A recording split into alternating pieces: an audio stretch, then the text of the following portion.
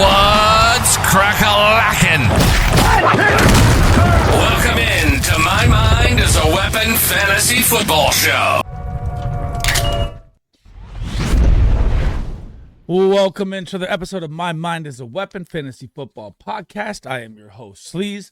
Today's episode, we're going to be diving into Week 9 top 10 defenses, then 3 streaming options for you guys. Because again, one of you, I forgot to shout out who it was in the comments, brought it up. It is better to drop my defense and kicker rankings before the waiver wire so you guys have a chance to get them, which is something I'm going to be doing from now on. And it's going to be split into kicker and defenses so you get some more options as well. Now, remember, this one's a little tougher this week because we still have mini BYEMAGGEDON. We have the Browns, the Jets, the Eagles, and the Bucks that are all on buys this week. Now, what we're going to be looking for here into the top 10 defenses is powerful offenses that obviously helps your defense to keep them off the field, grunge matches. We're going to be looking for low implied point total games and the high implied point total blowout games that could help your defense even get possibly more turnovers. So before we dive into it, guys, make sure you tap that thumbs up, hit that subscription button, turn that bell on. Helps me out a ton. I can't thank you guys enough. If you have any more questions that doesn't pertain to this video, drop them in there. I try to answer every single one of them, guys. I'm also live all weekend long as well. It is the birthday weekend, though, so I'm going to be cranking out content a little faster this time because we have a ton planned for Thursday, Friday, Saturday for the 39th birthday on Halloween. So I'll talk to that about the live show when we get there. If you guys haven't checked out drafters.com, where we do our best ball pick'ems DFS drafts, make sure you use promo code SLEAZE. It will double your initial deposit to $100. And then we drop all of our pick'em tickets and everything into the Guys FF Discord as well. You can find both those pinned in the top of the comment and in the description of the video. Me and my partner, Big Draft Energy, we cover everything for you guys off-stream fantasy football that there possibly is. Now let's dive into the Week 9 top 10 defenses plus 3 streaming options for you guys. So if you guys are new to the channel, this is my new defensive board. Defensive tier 1 at the top, defensive tier 2 below that. We'll go to the top 10, and then we'll put some 3 streamer defenses down here circled in yellow in the bottom here, guys. Now what we're going to be looking for, again, we're going to be looking for grunge matches, high implied point total games, defenses that get a lot of sacks, force a lot of turnovers, and have good red zone defense. And you got to look at the matchups for some of the blowout teams as well that gives their defense more time to rest and be healthier out there on the field. Now, so starting off with number 1, you know that we had to go with the thumbnail, and the Khalil Mack attack is back for the Los Angeles Chargers. And man, their defense looks so much different when he is out there on the field. It is absolutely crazy.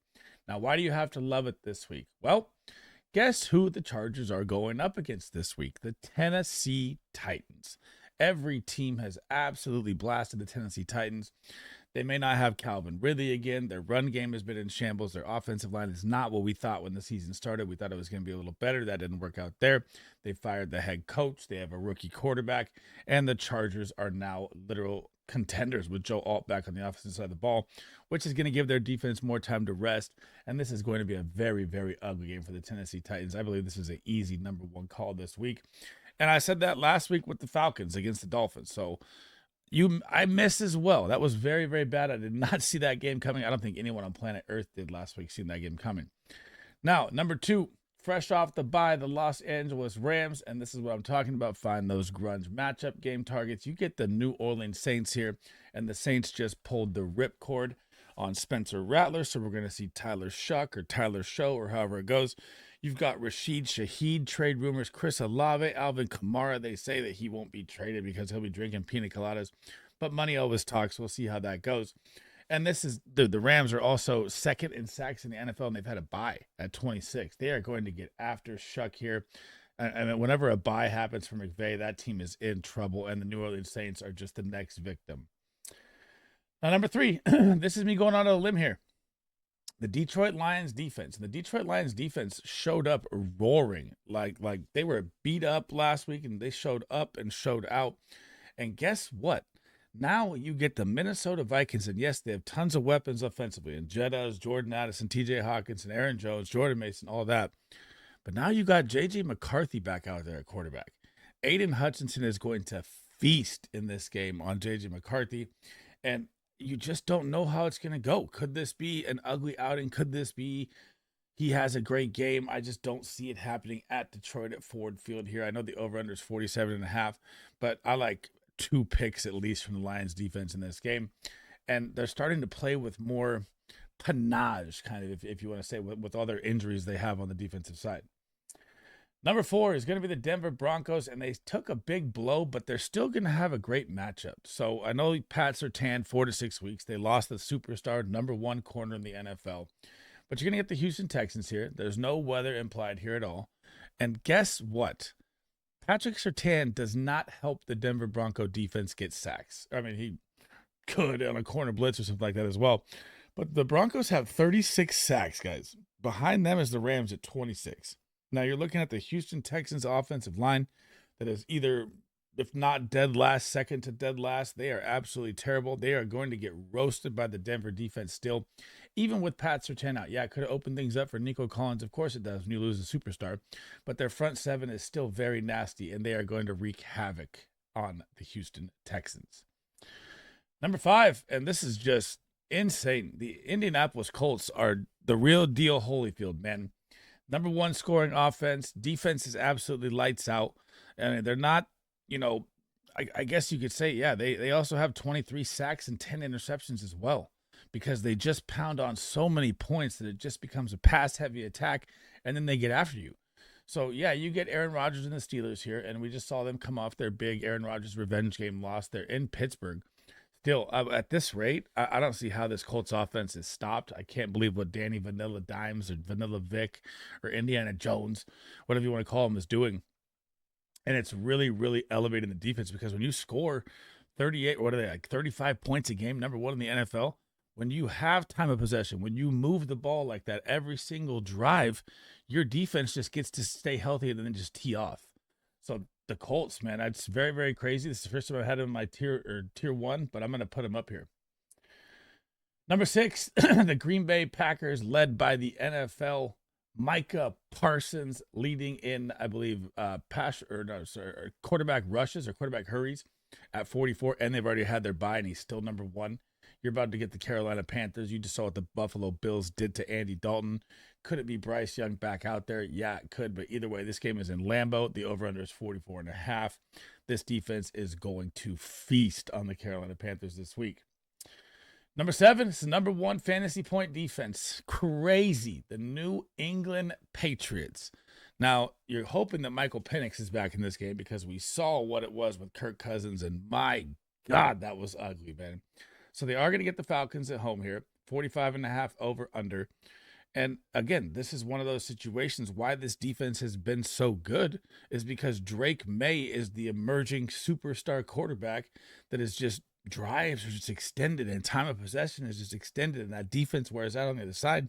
And then the Patriots come out and they just tee off. And when you have Chris Gonzalez, who can lock down your wide receiver 1 at all times, makes the play even longer, and the Patriots defense gets even better. So the Patriots are going to still be number 7 for me, even going up against the Falcons this week, and they've been very good versus the run. It's going to be tough sledding out there for Bijan. Number 8, the Baltimore Ravens, and by no way, shape, or form is this defense really good. It did play better off the bye against Caleb Williams, especially with Tyler Huntley out there. You got to give him credit there. But if you look statistically at the Ravens defense, it is not good at all. So there's nothing I can show you, stats-wise to say this is a good play. It's just you get the Miami Dolphins on a short week. And are we buying that the Miami Dolphins are going to do that again? Like I said at the beginning, no one on planet Earth figured that the Falcons would get blown out by the Miami Dolphins. So it's over under a 50.5. It's very high because, like I said, the Ravens defense isn't good. You're at Miami, but I expect Tua to throw a pick in this game. And I expect with Lamar Jackson to be back out there, the defense to get a little more rest, because their drives haven't been sustained that great without him. And that's a very, very key point to defenses being tired and defenses being on the field. So, yeah, it's going to be probably a waiver where I pick up the people attack. It's still not a great Ravens defense by any means. But, Tyreek Hill's down. You got Darren Waller down. The opportunities here for the Ravens to have a decent enough play to be in the top 10, so I have them at number 8. Number 9, and my Niners are falling apart.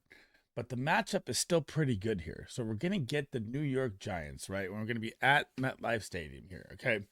And Robert Saleh coached a gym the week before with the same beat-up defense versus the Falcons. Then they got beat by the Houston Texans. But the Houston Texans, they had, I think, 3 or 4 drives where it was like 7-minute drives.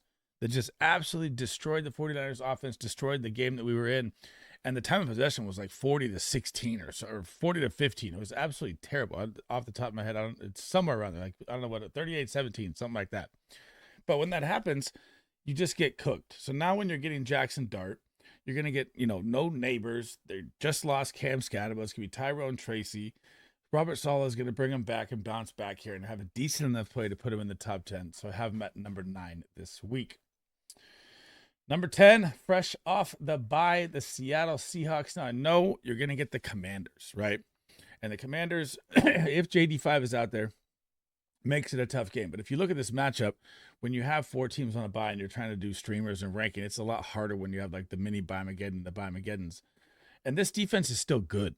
I know the matchup isn't great if JD5 plays. If JD5 doesn't play, you saw what Mariota did last night versus the Chiefs, so that would even elevate the Seahawks even more. And they're getting healthy off the bye too. That's the thing. Their secondary was beat up for 2 weeks straight. They get the bye week. They get everyone back. The younger Legion of Boom, we'll call it, is going to be back in effect. And you might not have Terry McLaurin in this game either with the quad injury update too for him.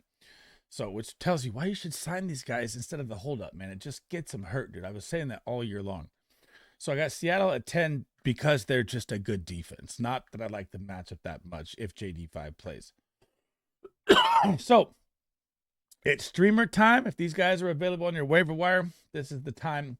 One of them is a dangerous play here, though. So this one is not the dangerous play. The Jacksonville Jaguars are going to get the Las Vegas Raiders. Guys, we know that the Raiders are absolutely terrible. This is not a good matchup at all. Across the board for the Raiders, Geno Smith is probably 1 or 2 games away from having the ripcord pulled on him as a starting quarterback. Looks like that contract was bad.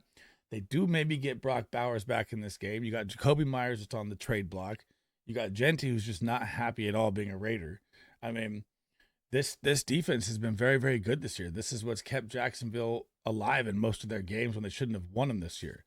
So when you're looking at the Jacksonville Jaguars defense, if they're on your waiver wire, this is a definite pick up and start play this week. I really like the Jags versus the Raiders because why would you not?